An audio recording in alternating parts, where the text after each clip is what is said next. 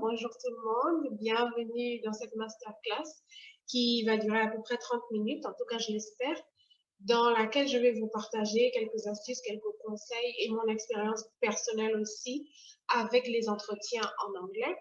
Alors les conseils que je vais vous partager aujourd'hui s'appliquent aussi bien pour les entretiens d'embauche que pour un entretien par exemple pour entrer dans une université ou alors un entretien pour participer à un programme, notamment les programmes d'entrepreneuriat, un programme de recherche, un programme de projet, d'appel à projet. D'accord? Donc, sans plus tarder, on va commencer. J'espère que vous avez de quoi noter, j'espère que vous avez la pêche et surtout, j'espère que vous n'avez pas peur de l'anglais parce que le but ici, pour moi, c'est aussi de vous montrer, de vous expliquer que on n'a pas forcément besoin d'être quelqu'un qui maîtrise l'anglais pour pouvoir s'exprimer en anglais, d'accord? Donc, si on a des idées, si on a une certaine maîtrise de son sujet, une certaine maîtrise de son projet, on peut s'entraîner à trouver des phrases types, à trouver des mots types et à s'exprimer, à faire passer ce message-là ou à faire passer nos idées-là, même lors d'un entretien, de manière efficace. Et c'est ce qu'on va essayer de voir ensemble aujourd'hui. Donc, j'ai préparé une petite présentation que je vais vous partager de ce pas. On va faire ça. Donc, voilà. Le thème de la séance d'aujourd'hui, c'est comment réussir un entretien en anglais. Et comme je vous le disais tantôt, c'est peu importe l'entretien. Ça s'applique aussi bien pour les entretiens d'embauche, tout type d'entretien, mais aujourd'hui, on va se focaliser sur un entretien pour répondre à un appel à projet ou un programme pour participer à un programme d'entrepreneuriat. Donc, au programme aujourd'hui, je vais vous parler un peu de moi, donc me présenter qui je suis, ce que je fais, avec une petite histoire, une petite anecdote aussi pour planter le décor. Ensuite, on va rentrer dans le vif du sujet et à ce niveau-là, on parlera des étapes qui sont importantes ou qui sont indispensables pour vraiment réussir son entretien en anglais. La première chose étant de créer un rapport positif avec la personne qui va vous interviewer. La deuxième chose, c'est de maîtriser ce qu'on appelle l'elevator pitch. L'elevator pitch, c'est cette présentation-là, c'est pouvoir vous présenter en anglais. C'est une petite présentation qui dure en moyenne entre 1 et 2 minutes. La troisième chose qu'on verra ensemble, c'est comment anticiper, et ça, c'est vraiment la clé du sujet, en fait, c'est de comment anticiper les questions et comment y répondre de manière confiante, en ayant confiance en soi. Ensuite, on verra comment vous pouvez vous aussi poser des questions qui sont pertinentes, parce que un entretien, c'est un échange, c'est une conversation, donc vous ne devez pas être dans une posture où vous ne faites que répondre aux questions. Vous avez le droit pendant l'entretien aussi de poser des questions. En général, on va vous demander si vous avez des questions avant la fin. Essayez, si vous pouvez, d'y répondre en disant oui, j'ai une question et de poser vos questions, mais attention, il faut que ce soit des questions pertinentes. Et enfin, je partagerai avec vous quelques astuces, quelques conseils et astuces qui pourraient vous aider dans la préparation de votre entretien. Et je conclurai en vous donnant les prochaines étapes. Donc, je vous dirai quelles sont les prochaines étapes après avoir absorbé ces informations-là. Qu'est-ce que vous devez faire? Et je vous présenterai peut-être aussi une offre spéciale qui pourrait vous aider. D'accord? Donc, on va commencer. Alors, je m'appelle Dora Masunga, je suis entrepreneur gabonaise. J'évolue principalement dans le domaine du tourisme, dans les métiers du tourisme. Je suis consultante en tourisme, je suis aussi cofondatrice d'une structure, c'est encore à l'étape du projet, qui veut proposer des expériences touristiques qui sont basées sur la culture et les traditions et les valeurs africaines. Et à côté de ça, je suis aussi alumna du programme Mandela Washington Fellowship. Pour ceux qui ne connaissent pas, c'est une initiative du président Barack Obama pour les jeunes entrepreneurs africains, les jeunes leaders africains, que ce soit dans l'entrepreneuriat, dans le service public ou alors et puis dans le service communautaire. Voilà, donc c'est le Young African Leadership Institute, encore appelé YALI, qui organise chaque année des sessions de renforcement de capacité pour les jeunes leaders africains, justement. Et il y a des programmes. Parmi ces programmes, le programme, on va dire, le plus gros ou le plus grand programme, justement, de cet institut-là, c'est le Mandela Washington Fellowship, qui est un programme qui, chaque année, va sélectionner environ 700 personnes, 700 jeunes Africains, pour les faire passer par un programme de renforcement de capacité de formation dans une université américaine pendant plusieurs semaines.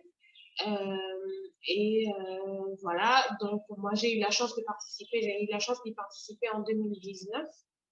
Et justement, la petite anecdote ou la petite histoire, c'est que c'est un programme très sélectif, c'est un programme très prestigieux. Et j'y ai participé en 2019, mais ce n'était pas la première fois que je postule. J'ai postulé la première fois l'année d'avant, donc en 2018, mais malheureusement, je n'ai pas été retenue. Donc, j'ai rempli le formulaire en ligne, j'ai envoyé ma candidature, j'ai été contactée pour aller passer un entretien. J'ai passé l'entretien, mais malheureusement, je n'ai pas été retenue. Et je l'ai refait encore une année plus tard, et cette fois-ci, j'ai été retenue. Non seulement j'ai été retenue la deuxième fois pour participer au programme, mais aussi ce qu'il faut savoir, c'est qu'une fois sur place aux États-Unis, il y a une autre sélection qui se fait où on choisit, parmi les 700 lauréats, on choisit 70 à qui on donne l'opportunité de rester encore plus longtemps, pendant quelques semaines encore, pour faire une sorte de stage, en fait, une insertion en entreprise qui va encore rajouter dans le renforcement de la capacité. Donc, ça peut être en entreprise, dans des institutions, dans des ONG, etc. Et j'ai été sélectionnée, donc la deuxième fois, j'ai été sélectionnée pour participer au programme dans une université, participer au sommet. Donc, la photo que vous voyez, c'était moi pendant le sommet donc, du Mandela Washington Fellowship. Et je suis restée plus longtemps alors que les autres étaient rentrés. J'ai fait partie de ceux qui sont restés plus longtemps pour pouvoir continuer donc le programme d'insertion en entreprise. Alors, la différence clairement qu'il y a eu entre la première fois où je n'ai pas été retenue et la deuxième fois, je vais vous le dire, c'est l'entretien.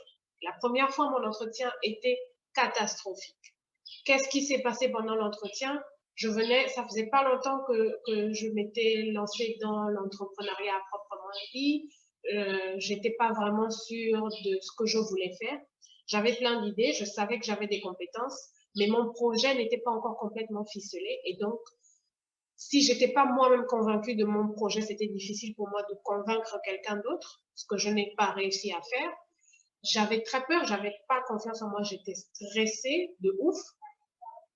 Je me souviens que quand je suis arrivée, déjà, je ne sais pas comment ça se passe dans d'autres pays, mais je pense que c'est la même chose partout. L'entretien se passe à l'ambassade des États-Unis. Et pour ceux qui savent, l'ambassade des États-Unis, ben, c'est un monument, c'est quelque chose d'assez impressionnant. La sécurité, c'est complètement fou. Et donc, quand tu arrives, déjà, ça te met dans une atmosphère un peu de stress, tu vois. Donc, j'étais vraiment stressée. Donc, quand je suis arrivée dans la salle, quand on m'a appelée, dans la salle où se faisait l'entretien, je me rappelle que les membres du jury étaient assis sur une table au fond, un peu en retrait, un peu en hauteur, et moi, je devais m'installer sur une table de l'autre côté, donc en face, sur une petite table avec une petite chaise. J'avais l'impression d'être au tribunal, j'avais l'impression que c'était le jour de mon jugement, et donc tout ça a fait que je me suis renfermée sur moi-même, j'avais la voix qui tremblait, je n'arrivais pas à m'exprimer, je n'ai pas pu établir ce contact-là avec les membres du jury, je n'ai pas pu répondre aux questions parce que aussi ce qu'il faut savoir, c'est que je m'étais préparée, mais à cette époque-là, je ne connaissais pas beaucoup de gens qui avaient participé au programme. Il n'y avait pas beaucoup de personnes avec qui je pouvais discuter de ça ou à qui je pouvais poser des questions. Donc, je me suis préparée à cet entretien-là moi-même, toute seule. Et ben, je n'étais pas prête. Clairement, je n'étais pas bien préparée, je ne savais pas quoi dire. Et pourtant, l'anglais, c'était pas un problème pour moi parce que j'ai toujours été plutôt bonne en anglais. Je me débrouille assez bien. Je me débrouille même plutôt très bien. Je suis aussi coach en anglais, donc l'anglais n'était pas un problème, mais le problème, c'était d'exprimer mes idées. Le problème, c'était d'établir le contact avec le jury. C'est ce qui a été différent la deuxième fois.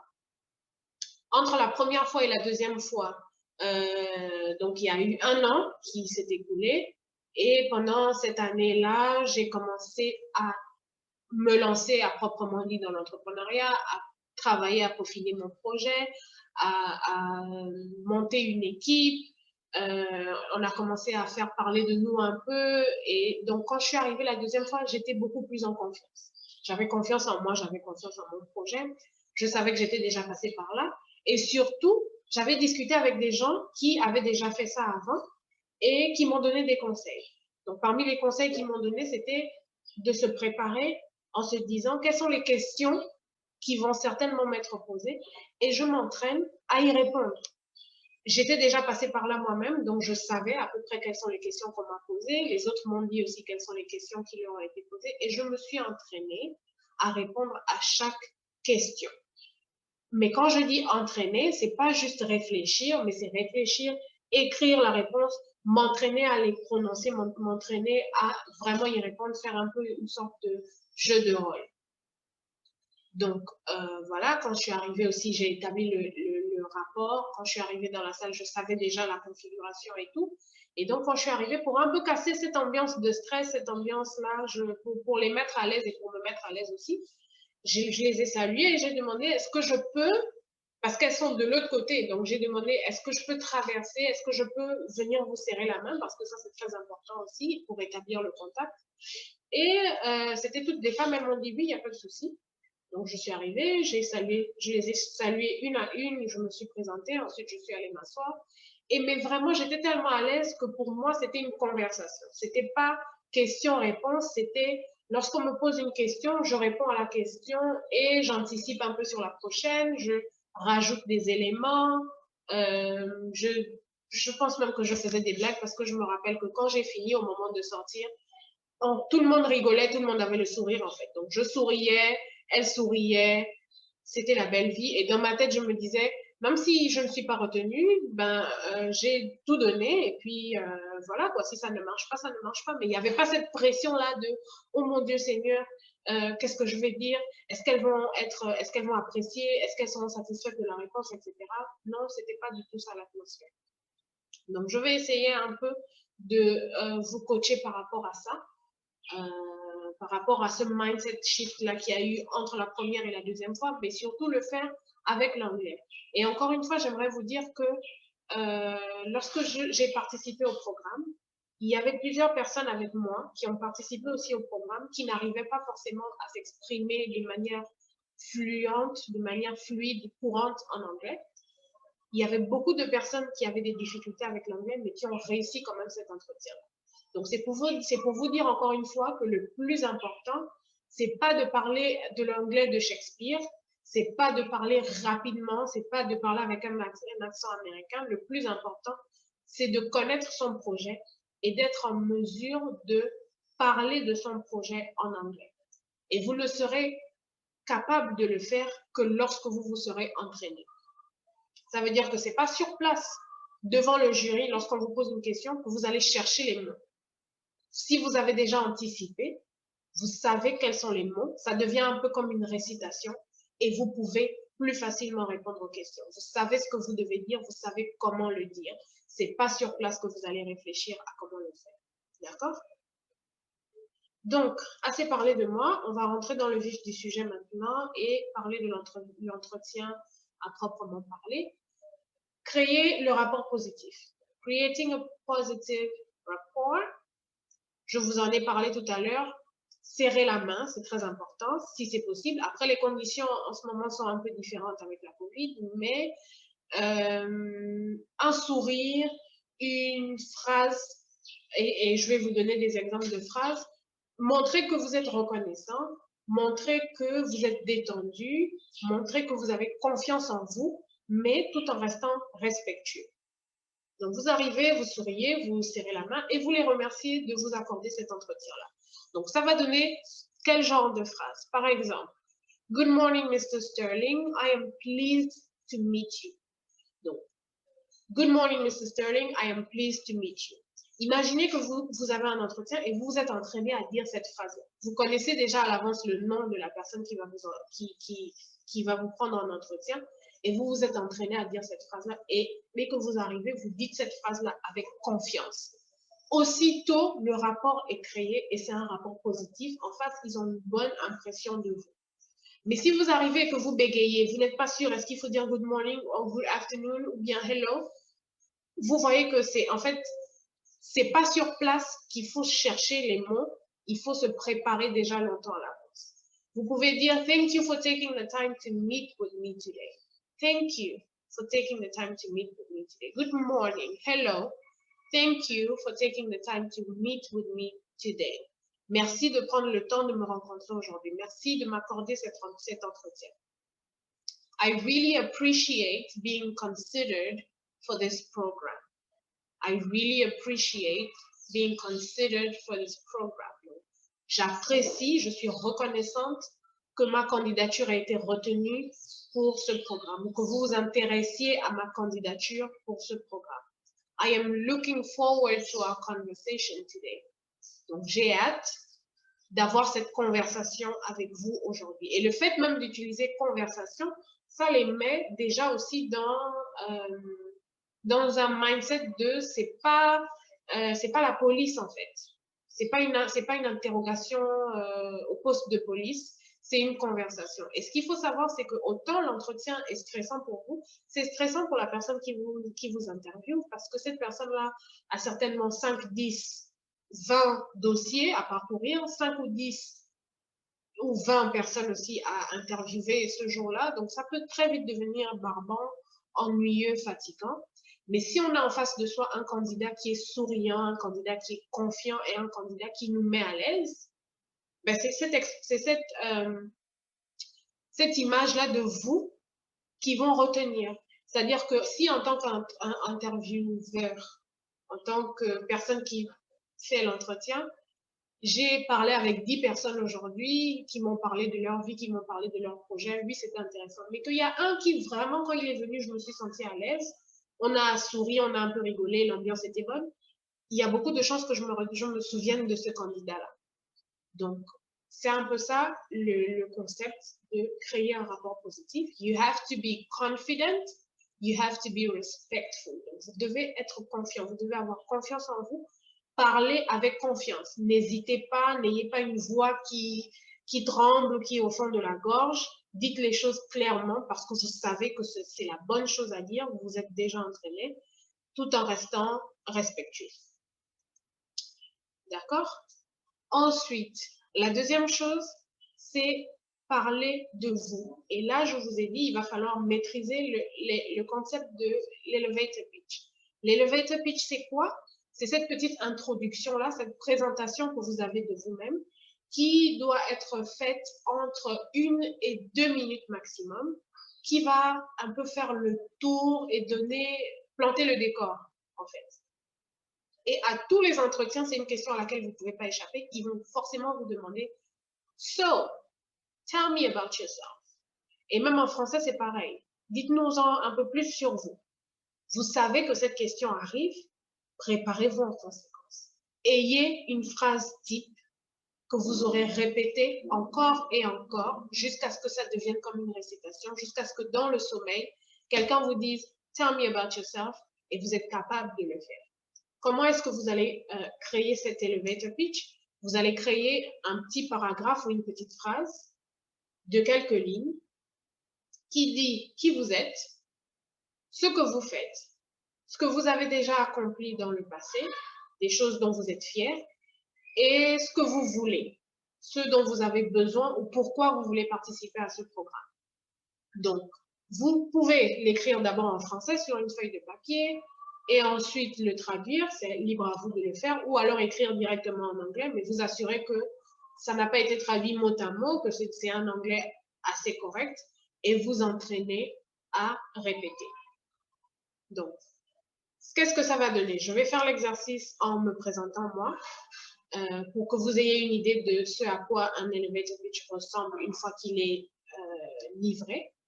Donc, ça va donner, tell me a little bit about yourself. Tell me about yourself. I will say, Hello, my name is Dora Masunga. I am a young entrepreneur from Gabon. I work mainly in the tourism field, in the tourism and hospitality field.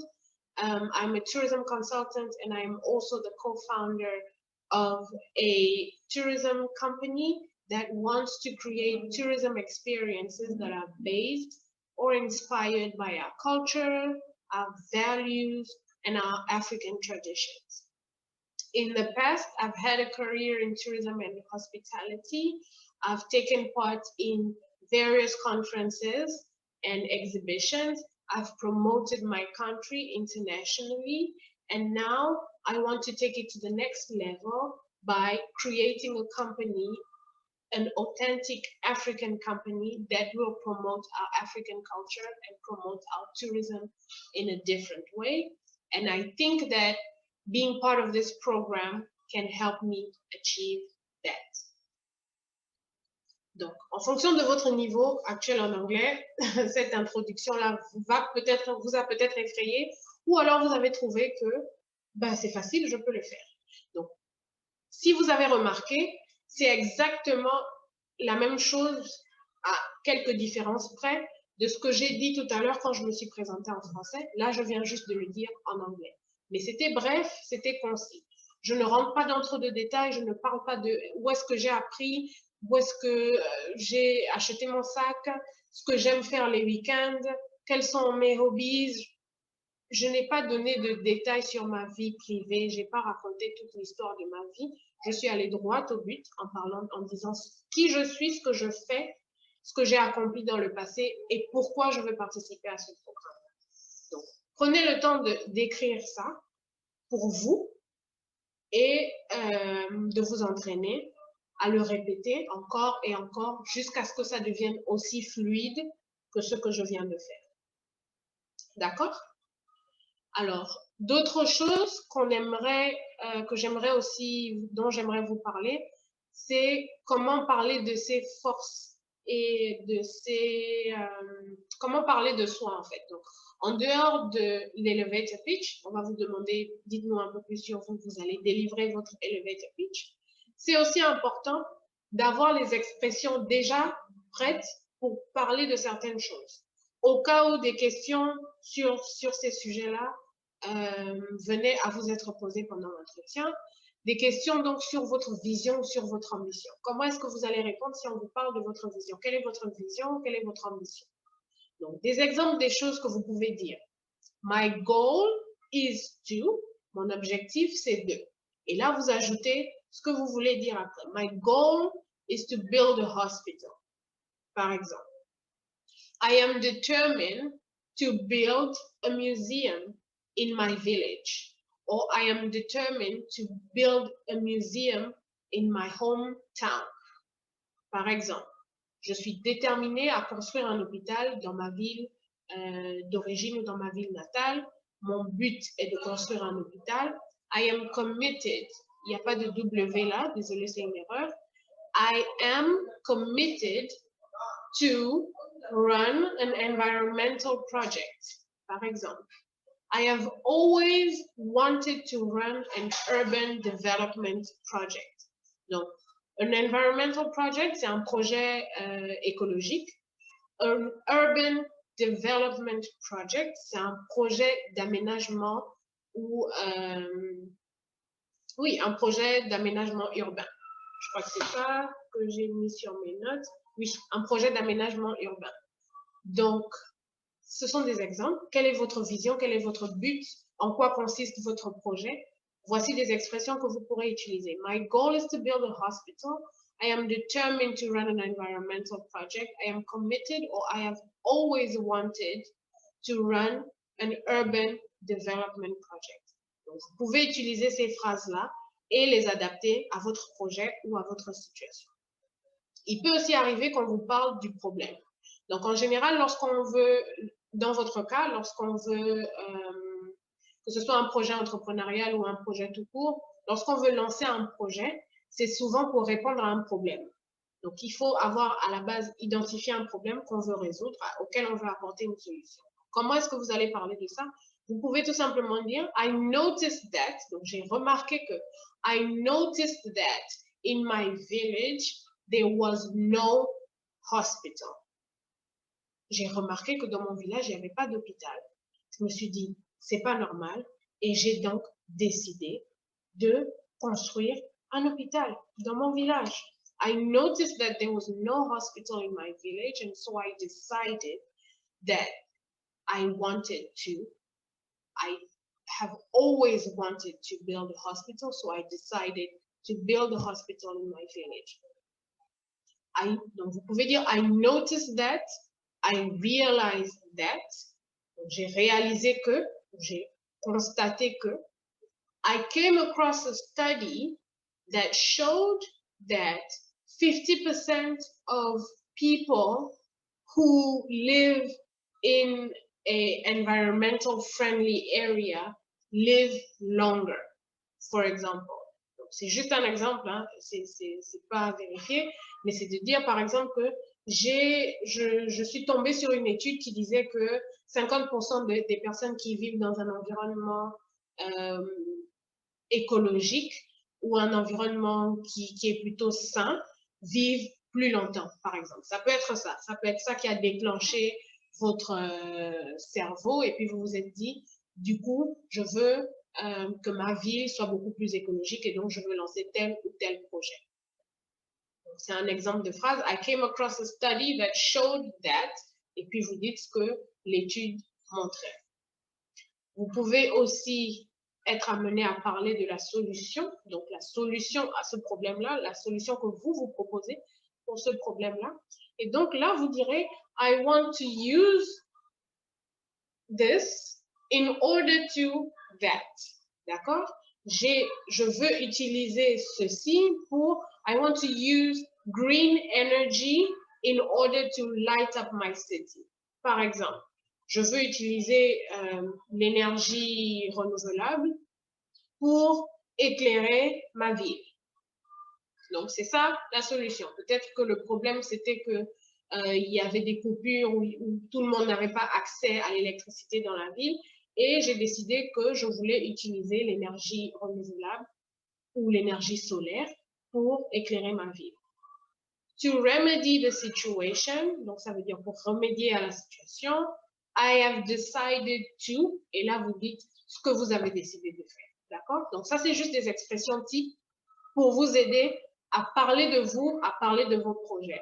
Ça peut faire partie de votre elevator pitch ou ça peut vous servir tout simplement à répondre aux questions qui pourront vous être posées. Pour parler de vos forces, de vos forces, on ne parle pas de ces faiblesses. Pour parler, sauf si on vous pose la question, pour parler de vos forces, vous direz I have a strong sense of responsibility, par exemple. J'ai un grand sens des responsabilités. I am very good at communicating with different stakeholders. Donc, je suis très douée quand il s'agit de communiquer avec les parties prenantes d'un projet donné. I am gifted when it comes to design, for example. Donc, ça veut dire que je suis douée lorsqu'il s'agit du design. Donc, c'est des exemples encore, et maintenant, vous allez ajouter vos propres forces. Vous allez ajouter des choses qui s'appliquent à vous. Achievement, encore une fois, j'ai fait une erreur ici, donc il y a un VE là qui manque, achievement. Donc, vos achievements, ce sont les choses que vous avez accomplies, ce sont vos accomplissements. So far, or since the beginning of the project, I have managed to build a team, I have managed to raise awareness, I have managed to save a little bit of money. Donc, s'il y a des choses que vous avez déjà accomplies dans le cadre du projet spécifique que vous êtes en train de défendre, vous pouvez en parler en disant, since the beginning of the project, I have managed to, or I was successful in doing this, this, this, et là, vous insérez ces choses-là. Parlez de vos besoins ou de vos challenges. Vous direz des choses comme, in order to implement my project successfully, I need funding. Pour pouvoir implémenter mon projet avec succès, j'ai besoin de financement. J'ai besoin de mentorat. J'ai besoin de renforcement de capacité, par exemple. In order to implement my project successfully, I need this, I need that. En termes de challenge, vous pouvez aussi dire, one of the challenges we were faced with was that there was no internet, or there was no access to water, or there was no, peu importe le challenge auquel vous avez fait face, vous l'insérez ici. One thing that is currently slowing us down, donc quelque chose qui nous ralentit en ce moment, c'est le fait que, et là vous ajoutez la chose en question, ou alors un des challenges auxquels nous avons dû faire face est que, et vous ajoutez ici. Donc là, c'est juste des expressions qui peuvent vous aider à parler de vous, à faire un impact, à laisser un impact positif et voilà, parler de vous, parler de votre projet. Une autre chose qui est très importante et qui a certainement été très déterminante, en tout cas pour moi, c'est le fait d'anticiper les questions. C'est de savoir que dans ce genre de choses-là, dans ce genre d'entretien, il y a des questions qui reviennent toujours. Quelles sont ces questions qui reviennent toujours? Et je me prépare déjà en conséquence. Si je sais qu'on va me demander ça, je m'entraîne déjà pour que lorsqu'on me pose cette question-là, je ne bégaye pas, je n'ai pas à chercher les mots, je n'ai pas à réfléchir trop longtemps ou à stresser parce que parfois on a la réponse, mais sur place on stresse et on oublie. Mais je me suis déjà tellement entraînée à répéter cette phrase-là que ça va couler, ça va sortir tout seul. Peu importe le niveau d'anglais auquel on est, avec la préparation, on peut arriver à s'exprimer correctement et à donner ses idées. Donc, le type de question qui peut revenir ou qui revient souvent, on a déjà vu cette première question, c'est le Tell me about yourself. Ça, c'est la question numéro 1 qui revient toujours. Donc, on va s'entraîner à y répondre. What about this project makes it important to you? Donc, qu'est-ce que ce projet a de particulier ou d'important pour vous? How will you implement this project successfully? Comment est-ce que vous allez mettre en œuvre ce projet avec succès? Comment est-ce que vous allez vous assurer que la mise en œuvre se fasse avec succès? What impact will your project have on the community? Ça aussi, c'est une question très importante. Quel est l'impact que votre projet va avoir sur la communauté? C'est une question qui revient toujours.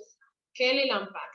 Parce que ces personnes-là, quand ils investissent en vous, ils investissent aussi sur la communauté. Donc, ils vous donnent des financements, ils vous donnent des ressources pour que ces ressources-là servent au plus grand nombre. Donc, c'est une question qu'il faut anticiper et se dire comment est-ce que je vais y répondre. What makes you the best candidate for this program? Qu'est-ce qui fait de vous le meilleur candidat pour ce programme? I think une façon de répondre à ça, I think I'm the best candidate for this program because I have a project that can help. I have the strengths and the skills to run that project, and I am determined or I am willing to make it happen. Donc en français, ce sera je pense être le meilleur candidat parce que j'ai un projet qui peut aider énormément de personnes dans la communauté. Je possède des forces et des compétences qui peuvent m'aider à mener à bien ce projet et je suis déterminée à y arriver. J'ai la volonté d'y arriver. Ça, c'est une réponse type qui va influencer si oui ou non vous êtes retenu, qui va laisser une bonne impression sur les personnes qui sont en face de vous, mais il faut que vous vous entraîniez à y répondre à l'avance.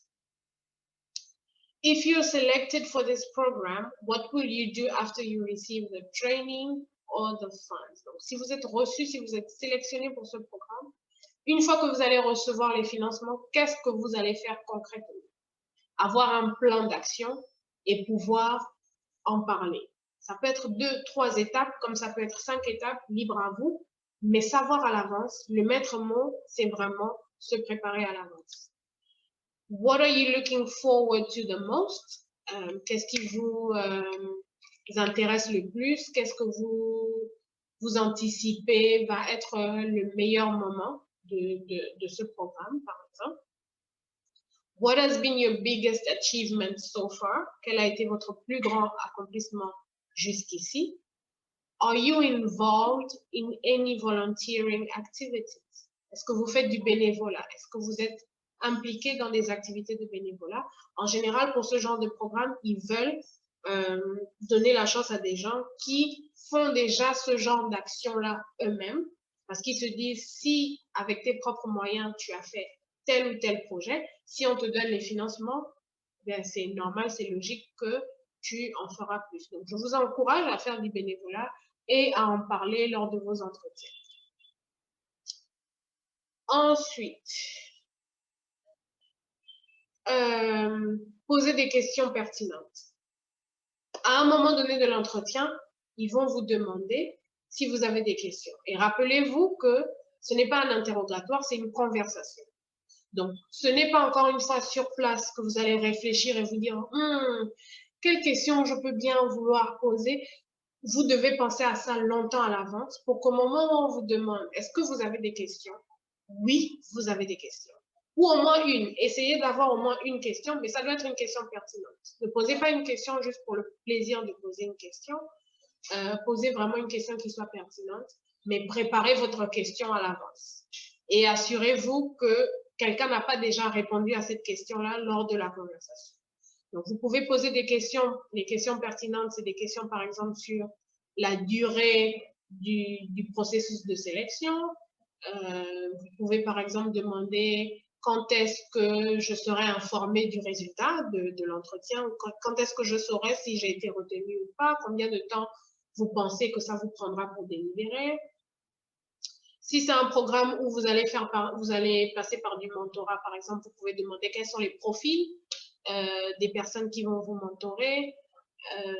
Vous pouvez demander est-ce que lors du processus, est-ce qu'on aura besoin que vous rédigez des rapports? Est-ce qu'on aura besoin qu'il y ait un certain feedback? Donc, ce genre de questions-là. Pensez-y, qu'est-ce que vous voulez savoir? Qu'est-ce que vous aimeriez savoir qui soit pertinent?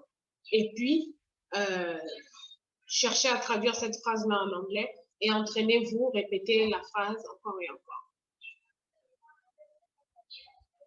Enfin, on arrive sur les conseils pratiques et je crois que c'est par là qu'on va finir. Lorsque vous pratiquez, lorsque vous vous entraînez sur ces questions-là, ne le faites pas seulement dans votre tête. D'accord? Practice the interview out loud, not just in your head. Ne le faites pas juste dans votre tête.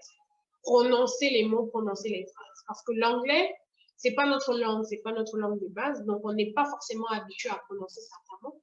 Mais tant qu'on n'a pas essayé de prononcer, on ne sait pas comment ça va sonner. On ne sait pas si on est à l'aise ou pas. Dans notre tête, si on prononce les mots ou on prononce les phrases dans notre tête, on a l'impression que tout est parfait. Mais une fois que quelqu'un nous demande de le dire à haute voix, on va bégayer, on va hésiter ou on va prononcer un mot d'une façon qui n'est pas très correcte. Donc, essayez toujours après que vous ayez écrit les réponses à vos questions ou votre elevator pitch, pratiquez à l'oral, à haute voix. Même si vous êtes seul ou faites-le devant le miroir, entraînez-vous à le dire à haute voix. Si vous avez la chance d'avoir un ami ou un collègue ou quelqu'un avec qui, ou un compagnon ou un frère ou une soeur, etc., avec qui vous pouvez pratiquer à haute voix, faites-le, c'est très important. Ça va vous aider à avoir confiance en vous quand vous allez prononcer ces mots. Si la première fois que vous prononcez cette phrase-là, c'est devant un jury lors d'un entretien, je peux vous assurer qu'il y aura du stress. Mais si vous avez déjà été habitué, si vous êtes entraîné, vous avez lu, vous avez relu, vous avez répété encore et encore, vous aurez l'impression que ça coule en fait. Et pour finir, gardez toujours un mindset positif. Keep a positive mindset and think about all the positive outcomes of your project. Donc, une chose qui a fait la différence, c'est que la première fois que j'ai fait l'entretien, je voulais à tout prix avoir ça. C'était, dans ma tête, je me disais, il faut absolument que je le fasse. Et je me suis mise une pression qui a fait en sorte que j'étais stressée pour rien. Alors que la deuxième fois, j'étais relax en fait. Je me suis dit, si ça passe, ça passe. Si ça casse, c'est pas grave, ça veut dire que c'était pas pour moi, ça n'enlève rien à qui je suis, ça ne change rien à ma vie. C'est clair que j'aimerais y participer. Et pensez aux choses positives, c'est-à-dire que si vous êtes reçu, dites-vous quelles sont les choses positives qui découleraient de là, par exemple. Et cette énergie-là, elle est contagieuse. Vous voyez, donc c'est ce qui va faire en sorte que non seulement le rapport va être positif, l'entretien va bien se passer, et vous serez beaucoup plus relax lorsque vous allez répondre aux questions, même si c'est en anglais qui n'est pas votre langue principale. Voilà. Donc, cette masterclass était beaucoup plus axée sur le mindset parce que je pense que c'est la chose la plus importante dans tout ce qu'on fait. On peut apprendre tout, on peut tout faire, mais si on n'a pas le bon mindset, on est voué à l'échec. Voilà, donc cette vidéo-là, regardez-la autant de fois que possible. Au moment où vous allez passer votre entretien, sentez-vous libre de revenir, de la regarder encore pour qu'elle vous aide, pour que, voilà, pour voir quels sont les conseils que vous devez appliquer. Et surtout, ayez le bon mindset et soyez relax. D'accord? Ensuite, je vous ai parlé des prochaines étapes. Donc, les prochaines étapes, après avoir regardé cette vidéo-là, j'ai besoin de 3 choses de vous. La première chose, vous devez vous créer un elevator pitch d'1 minute. Ok, on va dire que 1 minute, peut-être que c'est un peu trop court. Entre 1 et 2 minutes, maximum 2 minutes. Vous vous créez un elevator pitch et vous vous entraînez à le dire encore et encore, en anglais, bien sûr, jusqu'à ce que ça coule, jusqu'à ce que ça devienne naturel. Donc ça, c'est la première chose. La deuxième chose, parmi la liste des questions que je vous ai données, les questions qui reviennent à tous les entretiens, choisissez-en 5, répondez-y et entraînez-vous à répondre à haute voix. Si on me pose cette question, qu'est-ce que j'ai envie de répondre? Comment est-ce qu'on dit ça en anglais? Je m'entraîne, je répète encore et encore. 5 questions. Si vous pouvez faire toutes les questions, c'est encore mieux. Mais minimum, choisissez 5 questions et faites cet exercice-là. Et la dernière chose, trouvez-vous quelqu'un, un partenaire, un ami, un mentor, un coach, quelqu'un avec qui vous allez faire un jeu de rôle.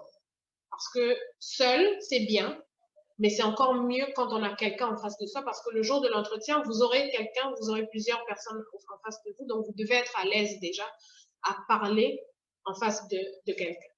Donc, trouvez-vous quelqu'un avec qui vous allez faire ce jeu de rôle-là, cette personne-là à qui vous allez présenter votre elevator pitch, cette personne-là à qui vous allez vous entraîner à répondre aux questions. Donc, la personne vous posera des questions dans un ordre différent, aléatoire, et vous y répondrez après vous êtes entraîné.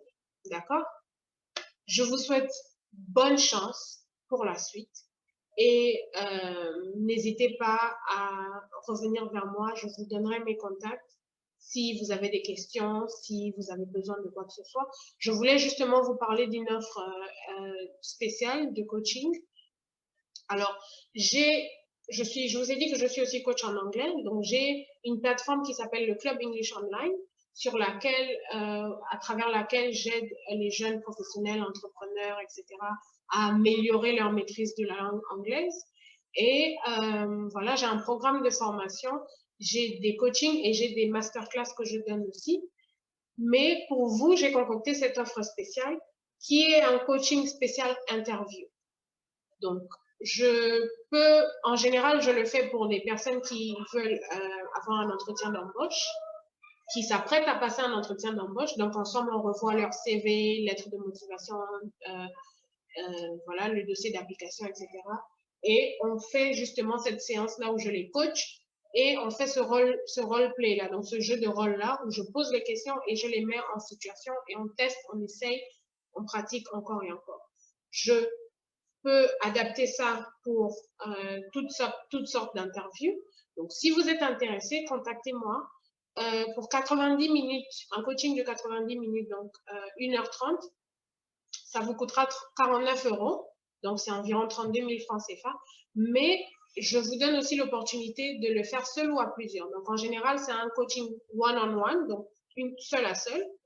Mais vous pouvez, si vous n'avez pas les moyens de payer 49 €, vous pouvez vous mettre à 2 ou à 3, payer ce montant-là et ensemble, on fera l'entretien. Donc, on fera le coaching, pardon. Donc, je vais vous coacher 2 ou 3 à la fois. Quand même, il faudrait que ce soit 3 maximum, hein, parce que sinon, chacun n'aura pas le temps de pratiquer si on est trop nombreux. Et voilà, donc vous vous mettez ensemble si ça vous intéresse. Et puis, vous me contactez et on met ça en place si vous savez que vous avez un entretien dans les prochains jours, les prochains mois. Et je vous coach vraiment à répondre à toutes les questions. On rentre dans les détails de vos projets. Je vous pose des questions sur vous, sur vos forces, sur votre personnalité, sur votre motivation. Et je vous prépare à passer le meilleur entretien que vous aurez jamais passé. D'accord? Donc, si ça vous intéresse, contactez-moi. Sinon, dans tous les cas, on reste en contact. La page Facebook du club, justement, si vous êtes intéressé par les cours d'anglais, par des astuces, je partage des astuces gratuites. Je partage parfois des coachings aussi, certains de mes coachings. Donc, je vais entrecouper et faire des petites vidéos que je poste sur les pages Facebook et Instagram que vous verrez là. Donc, Club English Online by Dora, by Dora sur Facebook et @Club English Online sur Instagram. Vous pouvez follow. Ou vous pouvez me faire un mail directement. Mon adresse mail est là, masdo2010@yahoo.fr. Si vous avez des questions, si vous avez des préoccupations, si vous avez besoin d'un avis, peu importe, n'hésitez pas et je me ferai un plaisir de vous y répondre et de vous aider. Donc voilà qui nous mène au terme de cette masterclass. J'espère qu'elle vous a plu. J'espère que... Mais personne ne m'a dit que j'ai une tresse qui déborde comme ça. Je vais pas gentil. Hein. Donc voilà, j'espère que ça vous a plu. J'espère surtout que ça vous a aidé, que ça vous a mis en confiance. Et franchement, je vous souhaite bonne chance et bon courage pour la suite. Je crois en vous, je crois en vos projets. Et ben voilà, on reste en contact. D'accord? Bye bye!